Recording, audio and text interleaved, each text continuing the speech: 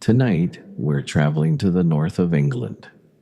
The year is somewhere around 1350. There are no exact dates where we're going, no calendars on the walls, no clocks ticking in the corners of rooms.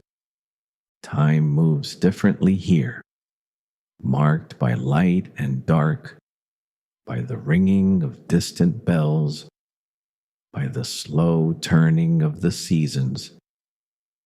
We're going to a small village, stone cottages with low roofs, a handful of farming families who have lived beside one another for generations. A church at the center, muddy paths connecting everything together. And we're going to spend some time with a man named Simon. Simon is a shepherd. He spends his days on the hills above the village, moving slowly through open country with a flock of sheep that belong to several of the farming families around him. He walks the same paths every day. He watches the same sky. He listens to the same wind moving through the same long grass. It is, in most ways, an ordinary life, but it is also a surprisingly quiet one. Most of the village is still asleep when Simon begins his day. The darkness begins thinning somewhere in the east. Not light yet, just a faint loosening of the black, a softening at the edge of the hills. Simon is already awake. He sits up from his straw mattress slowly. The cottage is cold this morning. The embers in the hearth have burned low through the night, and his breath comes out in a pale mist when he exhales. He sits at the edge of his bed for a moment, listening. Outside, somewhere in the village, a rooster calls once, then silence again. He dresses in the dark. Wool trousers, a thick wool tunic, a cloak he wraps around his shoulders. Everything plain and practical, meant for hours outside in all weather. On the small table near the door, he finds his breakfast where he left it the night before. A piece of bread, a little hard cheese. He eats standing up, moving slowly, not quite fully awake yet. The bread is dense and plain and tastes of almost nothing, and he eats it all the same. He picks up his shepherd's staff from where it leans against the wall beside the door.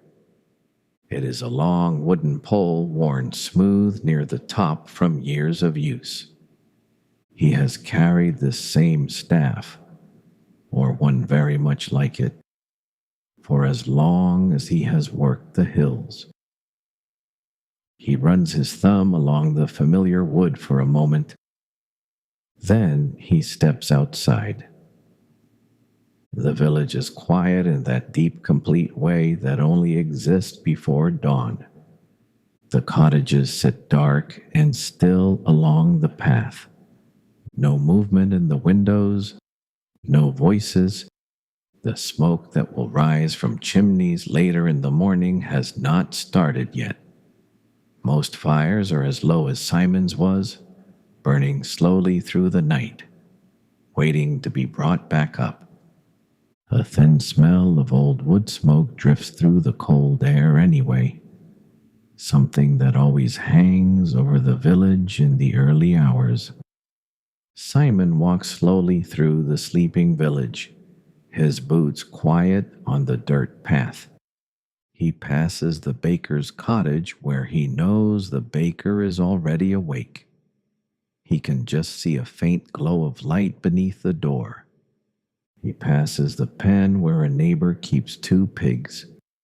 He passes the stone wall that borders the miller's yard. He knows this path so well he could walk it with his eyes closed. At the edge of the village, the path opens into the countryside. The fields begin here. Strips of land belonging to different families marked by low walls and worn borders. Beyond the fields, the hills rise up gently into the pale early sky. The grass on the hillsides is long and dark. The mist has settled low in the valley overnight, thin and white, and it drifts very slowly in the still air. Simon pauses for a moment at the edge of the village and looks out toward the hills. Somewhere up there in the wooden pen they sleep in each night, his sheep are waiting. The path to the pasture follows the edge of a field, then cuts through a low gap in a stone wall, then climbs gradually along the side of the first hill. Simon walks it the same way every morning. His footsteps find the familiar worn places in the earth without him needing to think about it. As he climbs, the sky continues to lighten. The mist in the valley below takes on a faint gray glow. He can see the shapes of the village now. The rooftops, the church tower, the bare branches of an oak tree near the mill. All of it sitting quiet and still in the early light. From up here, even the sound disappears. The village could be a painting. He reaches the wooden gate to the pen just as the first real color comes into the sky. Not sunrise yet, just a pale gold line along the tops of the hills to the east. The very first warmth of light spreading slowly. He lifts the wooden latch on the gate. Inside, the sheep have heard him coming. Several of them are already standing, pressing gently toward the gate. He can hear their bells. Small iron bells hung around the necks of a few of the older ones, making their quiet, uneven music as they shift and move. It is a sound Simon has heard every morning for years. By now it feels as natural as birdsong, as natural as wind. He pushes the gate open and stands back, and the sheep begin to file out into the morning. He counts them as they pass. He always counts them. He will count them again at midday and again in the evening before he brings them in. Most days the number will be the same each time. But the counting is part of the work, and the work has its own rhythm. And the rhythm is something Simon stopped questioning a long time ago. The last sheep passes through the gate. He counts the final number quietly under his breath, and it matches. He closes the gate behind him, and the day begins the way it almost always does, with Simon walking slowly into the open hills, the flock spreading out ahead of him, the sheep bells drifting back on the morning air, and the sun still rising over a world that is only just beginning to wake. The sun is still low when Simon guides the flock away from the pen and out onto the common grazing land above the village. The light comes in at a flat angle, turning the wet grass golden, catching the small clouds of breath that rise from the animals as they move. He walks behind them. That is mostly what shepherding looks like. From the outside, a man walking slowly behind a group of animals that do not seem to need much directing. The sheep find their own way along the familiar path. They have walked it nearly as many times as Simon has. The older ones in particular seem to know where they are going. They move with a kind of unhurried certainty, following the worn track along the ridge, spreading slightly where the path widens, bunching together again where it narrows through a gap in a stone wall. Simon walks and watches. He counts them again as they pass through the gap. A habit, not a necessity. After years with the same animals, he knows their individual ways almost without thinking about it. One of the older ewes has always walked with her head slightly lower than the others. A young ram near the back tends to lag behind and then trot to catch up. A smaller sheep near the middle of the group has a bell that rings a little differently from the rest, slightly higher, slightly thinner. And Simon has come to use that particular sound as a kind of marker. As long as he can hear it, he knows roughly where the center of the flock is without looking. The path follows the ridge for a while, then curves down along the side of the hill toward a wide, open stretch of pasture that runs between two low stone walls. This is where Simon brings the flock most mornings. The grass here is good, thick and long enough that the sheep spread out easily across it, each finding their own patch, pulling steadily at the ground. He checks the walls as he passes. Stone walls need constant attention. Frost push stones out of place, sheep lean against them. Rain softens the ground at their base. Today, the lower edge looks solid enough. He runs his hand along a section near a corner that has given him trouble before. The stones sit firm. He moves on. At the far end of the pasture, a narrow stream runs along the bottom of a shallow dip in the land. The sheep know where it is. Some of them are already moving toward it, unhurried, taking the same diagonal path across the grass they always take. Simon follows at a distance and watches them drink. The water is cold and clear, running over flat stones. He crouches beside it for a moment and puts his hand in, cold enough that his fingers ache after a few seconds. He pulls his hand back and wipes it on his cloak. The sky overhead is wide and pale blue, with a few long, thin clouds drifting very slowly from the west. Simon stands and watches them for a moment. Clouds from the west usually mean rain by afternoon. Not always, but often enough that he notes it. He adjusts nothing. There is nothing to adjust. He will simply be outside when it comes, the same as always. He finds a low flat rock on the edge of the stream bank and sits down on it. The sheep spread across the pasture behind him.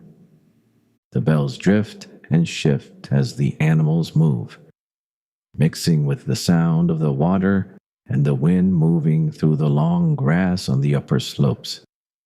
He counts them again. All present, all well.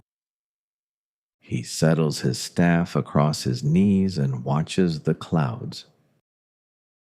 The middle part of the day is the long part. The morning has a purpose. Walking the flock out, checking the walls, settling the animals into their grazing. The evening will have a purpose too. Gathering them up, walking them back, closing the gate. But the hours between belong to a different kind of work. Patient work. Invisible work, mostly. Simon moves slowly around the edges of the pasture. He is not doing very much to an outside eye. Walking a short distance, stopping, watching the flock, walking again. Occasionally crouching down to look at something in the grass. Occasionally pausing beside a section of wall. He covers the same ground over and over again throughout the day, so gradually that it does not feel like movement at all. It feels more like staying still in a very large place. A sheep at the far end of the pasture begins wandering toward the stream bank. Simon watches it. He has learned to distinguish between a sheep that is simply grazing its way in a particular direction and a sheep that has fixed on something specific: a gap in the wall, a break in the fence line. This one is just grazing. He watches it anyway. It reaches the bank, drops its head to drink, then turns and drifts back toward the others. He finds a good spot on a rise near the middle of the field. Not a hill exactly, just a slight lift in the ground, enough to see the whole pasture from end to end. He sits down in the grass. It is slightly damp still, even now in the late morning. He does not mind. From here he can see all of the sheep at once. He counts them again, a habit he has given up trying to explain to people who ask about it, because it is less about checking and more about something he cannot quite name, something about the counting itself that settles him. He reaches into the bag he carries and takes out a small piece of wood and a short knife.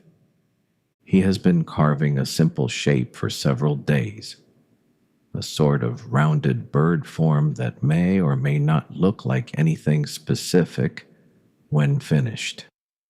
He is not a skilled carver and does not expect to be.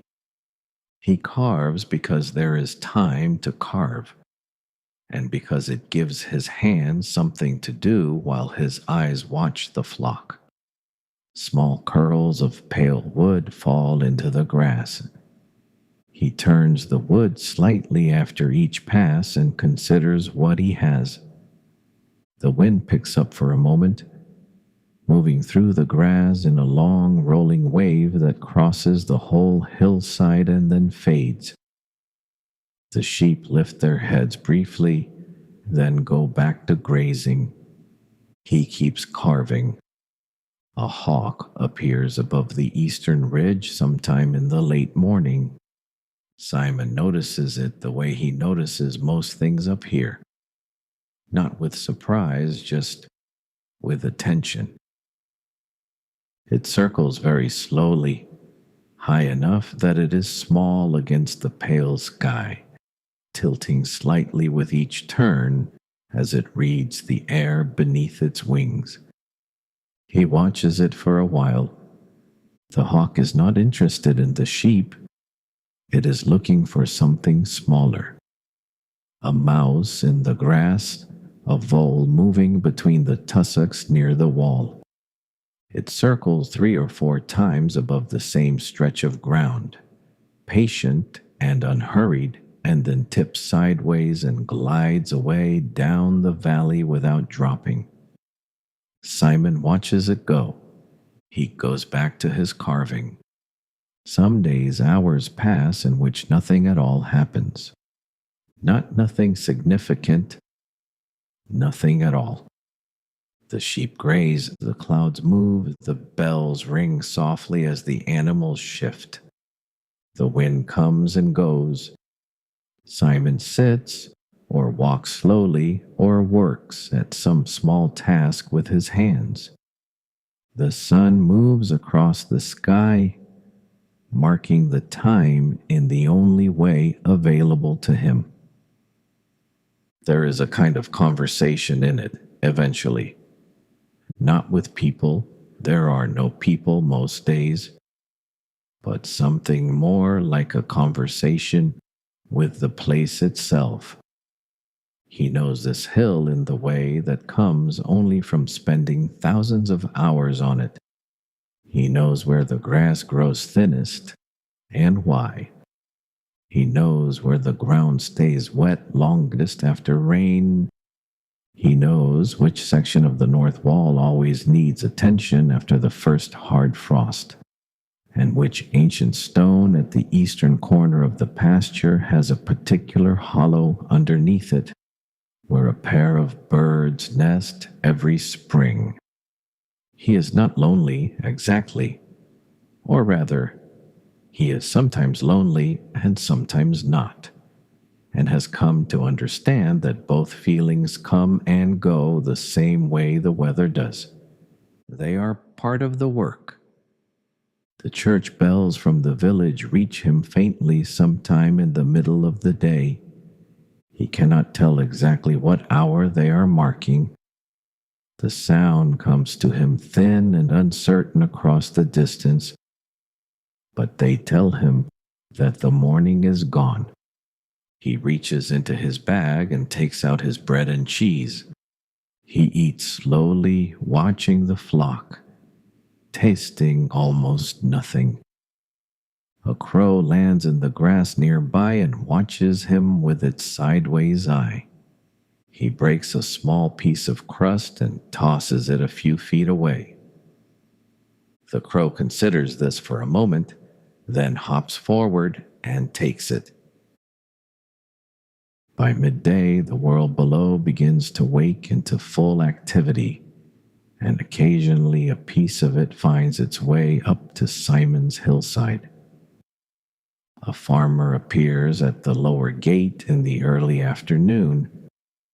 A man named Thomas, whose family owns 6 of the sheep, currently grazing in Simon's care.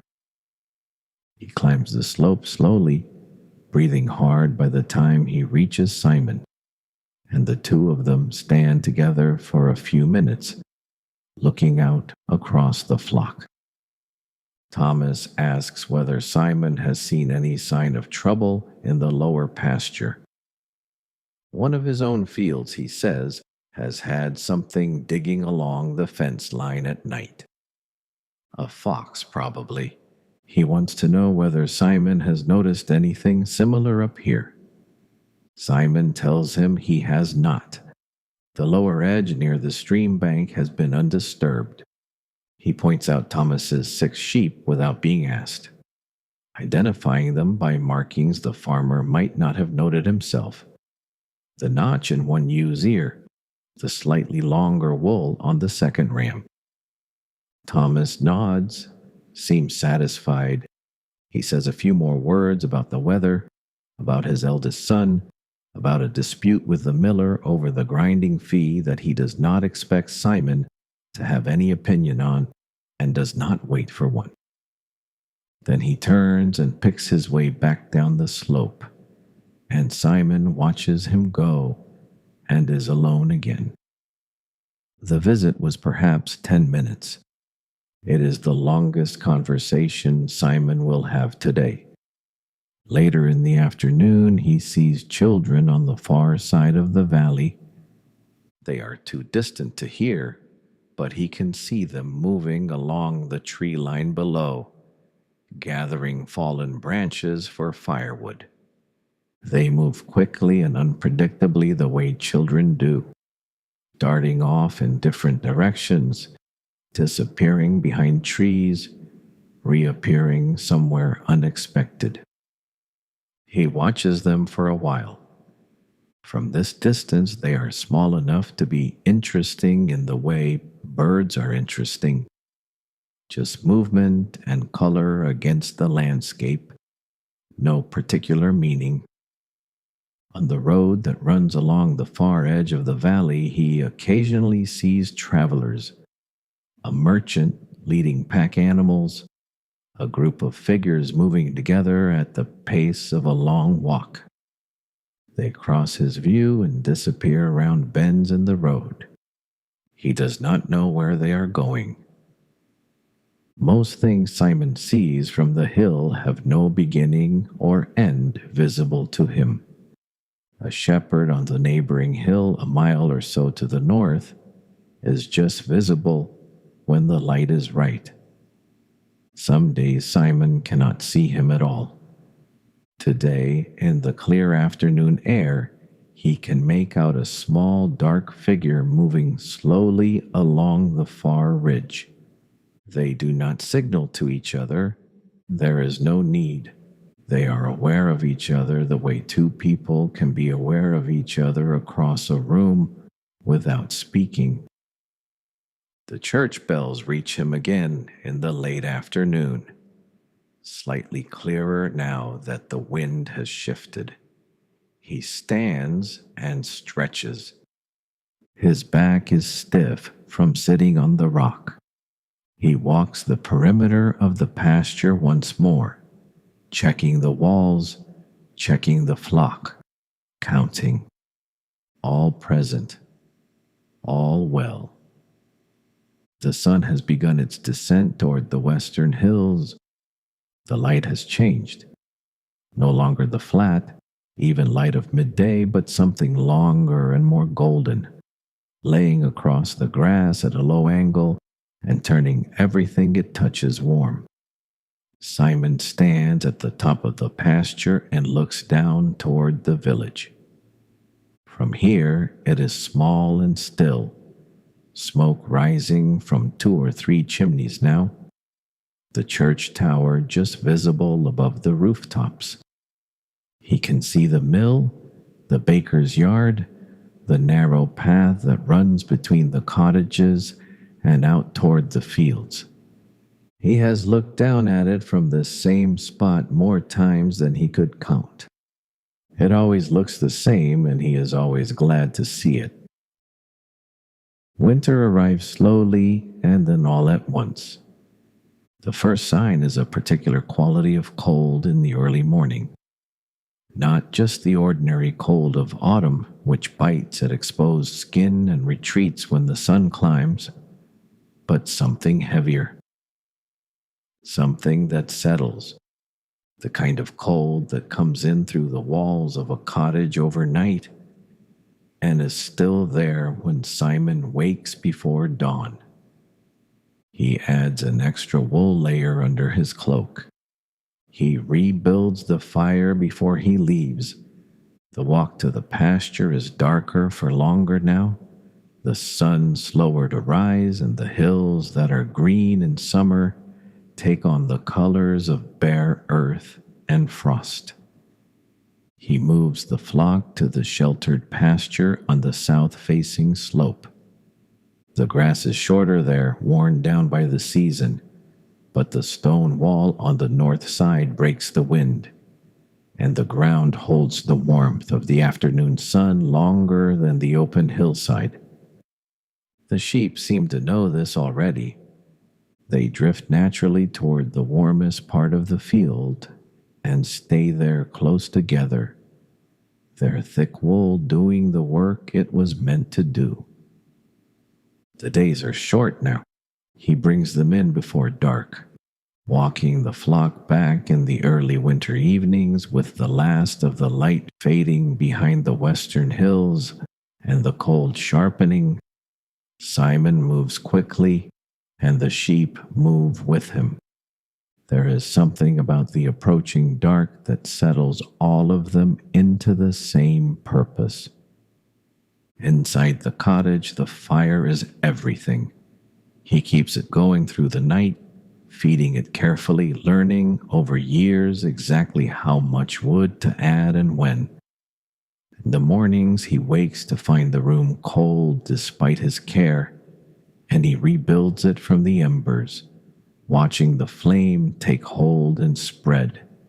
And this small domestic ritual is one of the most satisfying things in his day. Spring comes in pieces, not all at once. The first lambs are born in the earliest weeks of the season, when the nights are still cold and the morning frost has not fully given up. Simon sleeps lightly during lambing season. He is up at odd hours, checking the flock by the light of a small lantern, watching for ewes that have gone off by themselves into a corner of the pen.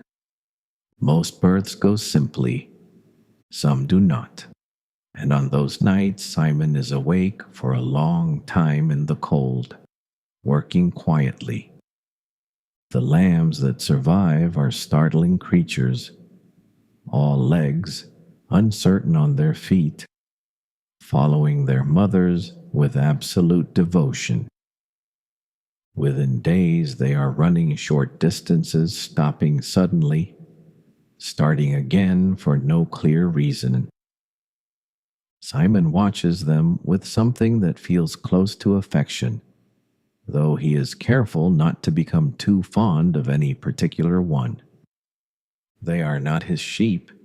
They belong to the families of the village. They will be sold or kept for wool or slaughtered in the autumn. He knows this. He thinks about it sometimes, walking the spring hillside while the lambs race in small circles around the older ewes. The grass comes back. That is the simple fact of spring, repeated every year without drama. The grass comes back. The hills that were brown and flat through the winter begin to show the first faint green in late February or early March. And by April, the color has returned fully, and the pasture that looked so threadbare in January is thick and good again, and the flock spreads across it with a particular energy that Simon has come to associate with that first warm week of the year, when everything alive seems to decide that winter is over. Summer is long. This is not a complaint. The long days mean long light, and long light means he can stay on the hills late into the evening without hurrying. The grass is at its best. The sheep graze deeply and thoroughly, moving more slowly in the heat of the afternoon, finding the shade of the few trees that grow along the stone walls. Simon eats his midday meal sitting in the grass with his back against the warm stone of the upper wall. Bread and cheese, and in summer sometimes an onion, or a handful of dried fruit that he wraps in a cloth the night before. He drinks water from the stream. He takes his time. The afternoon stretches out ahead of him. Autumn arrives smelling of soil and wood smoke and something sweet and faintly rotting from the orchards down in the valley. The wool gathering comes in early autumn, a period of several days when Simon brings the flock in close to the village and the shearing work begins. He does not do the shearing himself. There are men who specialize in it, moving between farms and villages, working quickly with practiced hands. But Simon is there throughout, managing the animals, keeping them calm, passing them one by one to the shearers. After shearing, the sheep look strange for a few weeks. Smaller somehow, thinner, slightly undignified.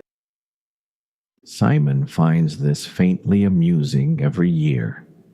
The days shorten, the light goes golden. The fields below the village turn the color of straw as the harvest comes in. Simon watches the harvesting from the hillside, the small figures moving through the fields, the slow work of cutting and gathering, the loaded carts moving along the road toward the village. It looks, from up here, like something out of a tapestry, an illustration of a season. Then the first real cold comes back, and the year begins again. The market in the village happens every few weeks, and Simon plans his days around it. It is not a large market. This is not a large village. But there is a baker who sells bread still warm from the morning oven, and a woman who makes hard yellow cheese that Simon buys in small rounds and makes last the better part of a week, and occasionally a traveling merchant who passes through with things from elsewhere. Dried spices, lengths of cloth, small iron tools, Simon rarely buys from the merchants. He rarely needs anything. But he likes to look. The smell of the place is part of it too.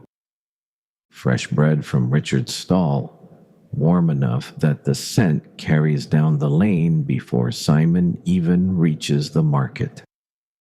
Wet wool from the cloth stalls, the particular muddy smell of packed earth and animals that always gathers where people and livestock come together. He has known this smell since childhood.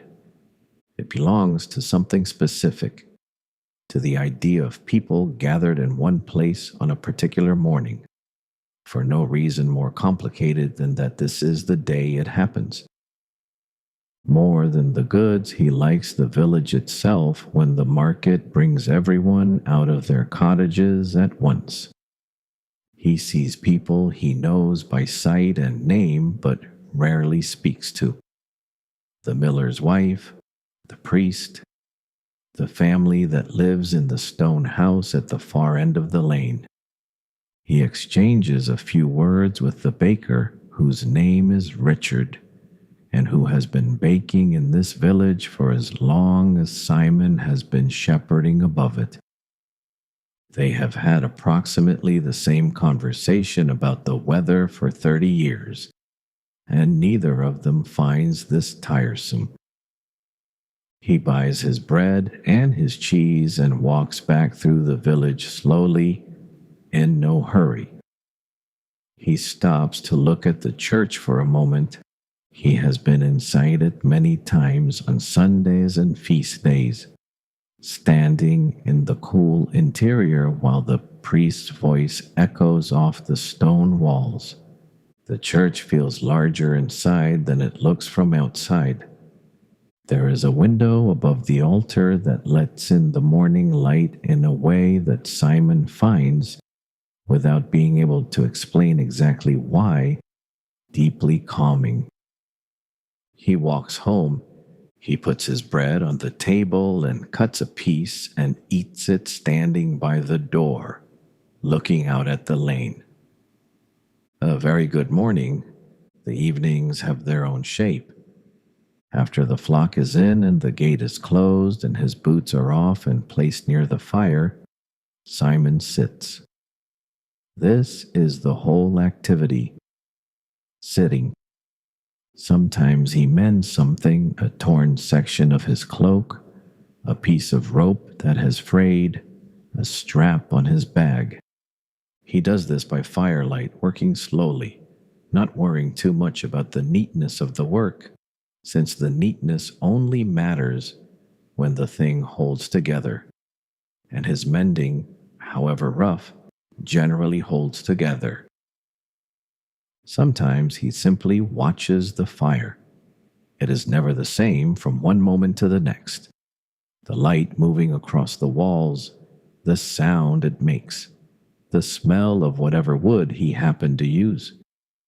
Sitting with a fire for an hour is in some sense the same experience every evening, and in some sense a completely different one. He drinks warm water in winter, sometimes with dried herbs in it if he has any. He eats a small meal. Whatever he has, usually something simple. Pottage in cold months, bread and preserved vegetables, occasionally a piece of salt fish when he has it. He does not talk to himself usually. He is not, by nature, someone who talks much even when there are people to talk to. But alone in the evenings, he sometimes finds himself saying small things out loud, commenting on the weather that is coming tomorrow, noting that the fire is running low, speaking to no one in particular.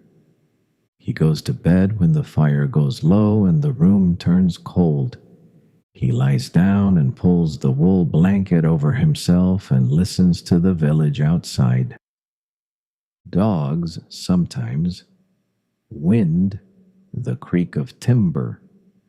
Distant sounds he cannot identify. Within a few minutes, usually, he is asleep.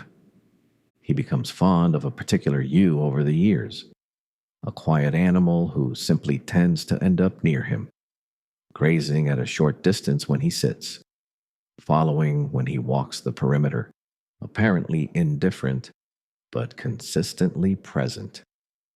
He does not give her a name.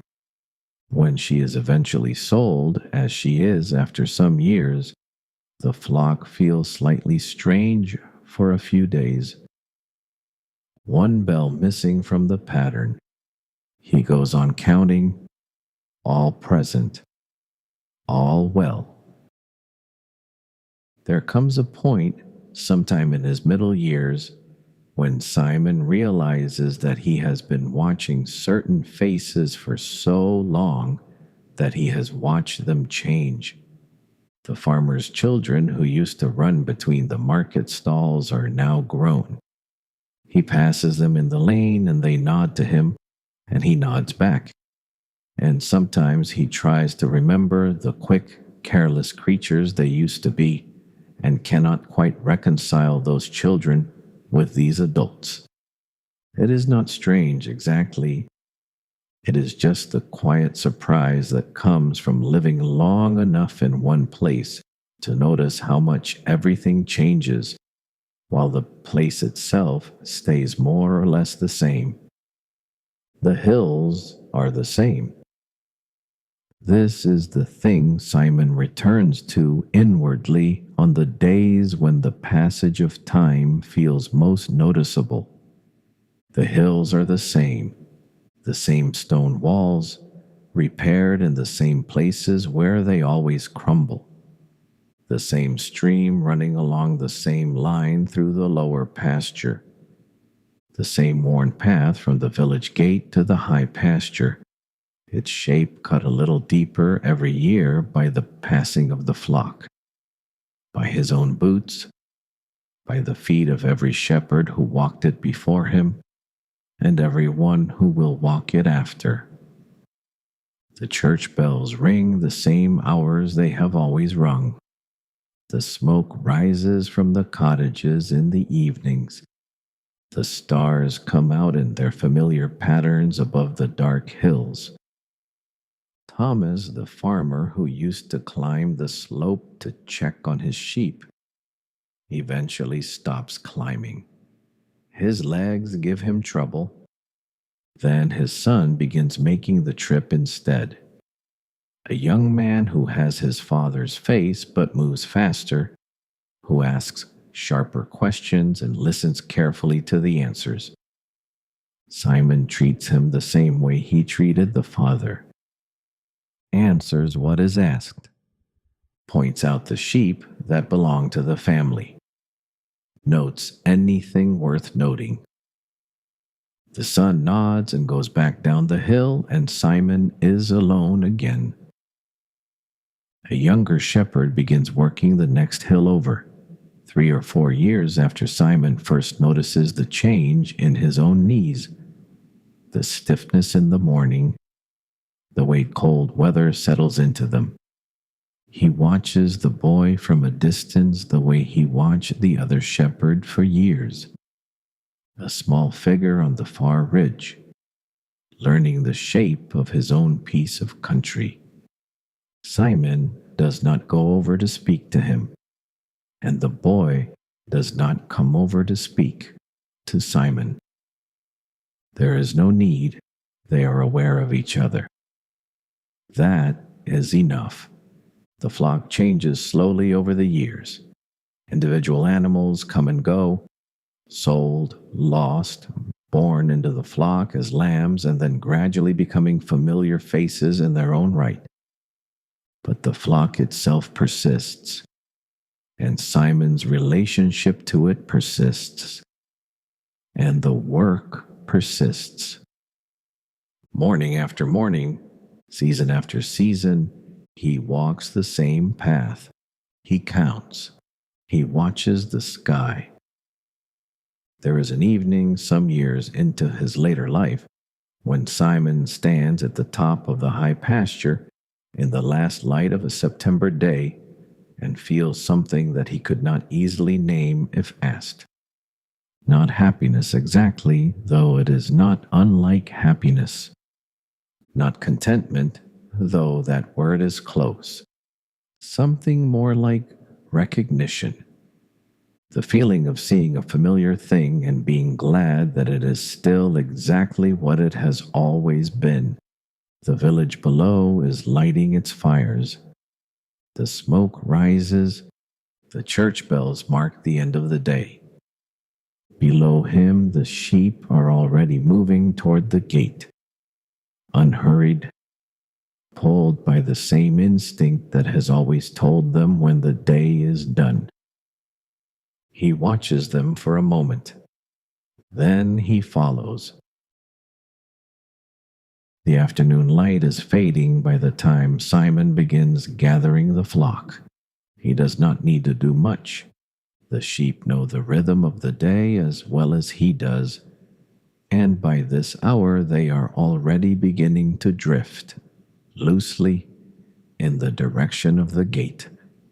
He walks a slow arc around the far edge of the pasture, moving any stragglers gently toward the others, with nothing more than his presence and the quiet pressure of his approach. They move easily. They always move more easily in the evening, as if the whole day's wandering was preparation for this straightforward, purposeful walk toward home. The sky in the west has gone pale gold, and then a soft orange along the ridge of the distant hills. Behind Simon in the east, the sky is already a deeper blue, the color that comes just before the stars. The light on the grass has that long evening quality that makes even ordinary things look considered, looked at. The worn stone of the wall, the dark shapes of the sheep moving across the hillside, his own shadow stretching out ahead of him, thin and long. He counts them as they come together, all present, all well. He guides them through the gate slowly. They file through one by one, the bells ringing softly, their breath visible in the cooling air. He stands at the gate post and lets them pass him, counting still, a hand resting lightly on the post. The wood is warm from the afternoon sun, just barely. He can feel it through his palm. The last sheep passes through. He swings the gate closed and drops the latch into place. The walk back to the village is always quieter than the walk out. In the morning, there is something to move toward. The open hillside, the day ahead, the clean early light. In the evening, there is something different. Not tiredness exactly, though his legs know the miles they have covered.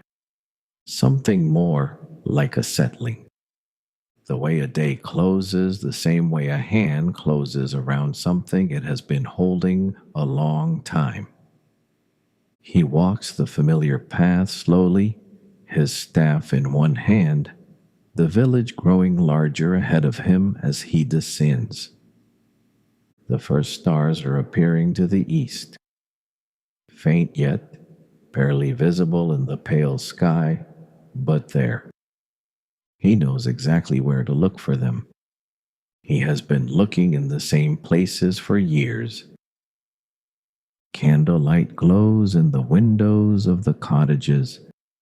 He can see the warm yellow light from the baker's window, from the miller's house, from the 2 or 3 cottages closest to the lane.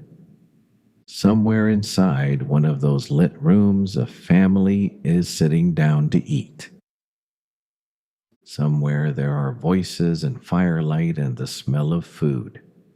He walks past the windows without looking in, not from lack of curiosity, simply from long habit, and from a respect for the privacy of warm rooms.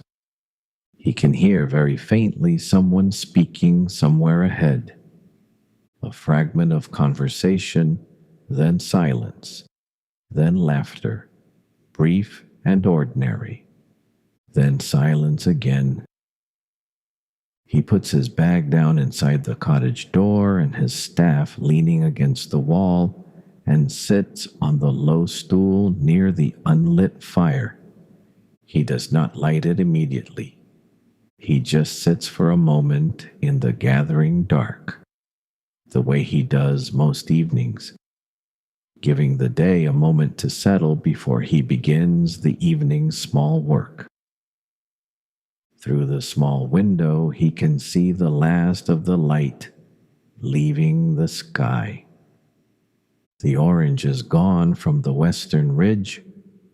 What is left is a deep, clean blue that darkens as he watches, and somewhere in it, the stars are continuing to appear, one by one, in the places they always appear.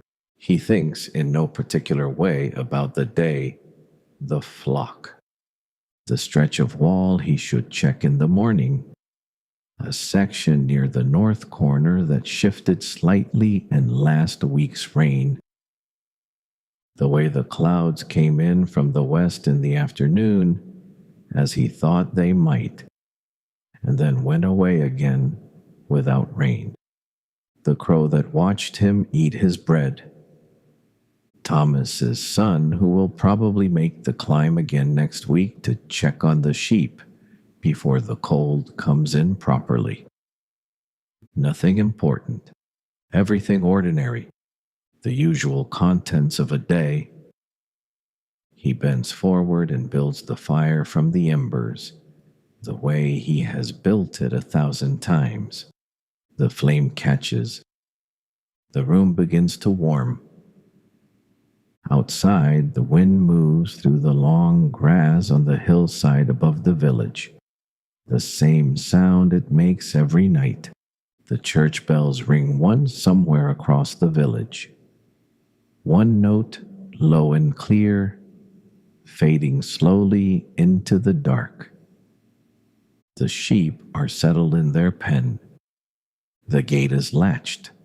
The hills are quiet and dark above the valley, and the stars have found their places exactly where they were last night and where they will be again tomorrow.